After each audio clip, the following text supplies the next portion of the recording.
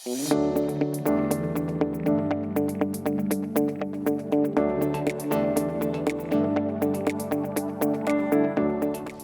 Josep Maria Ralla i soc l'investigador principal del grup GRAEFES. El GRAEFES és el grup de recerca aplicada en l'entorn financer, econòmic i social. El GRAEFES té 5 línies de recerca. Té la línia de turisme i territori, la línia d'emprenedoria, la línia de màrqueting, la de logística i la d'economia social, que integra la pròpia càtedra d'economia social.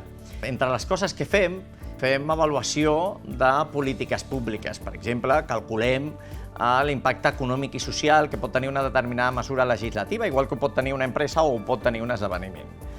Un exemple podria ser quin és l'impacte del control de lloguers. El control de lloguers té impacte en els preus, si veritablement els fa baixar o no, té impacte també en l'oferta, és a dir, si el propietari, com a conseqüència d'aquest control de lloguer, doncs potser es desincentiva, hi ha menys oferta de pisos en lloguer, i té altres possibles conseqüències en la discriminació a l'hora d'assignar els pisos o en la mobilitat laboral.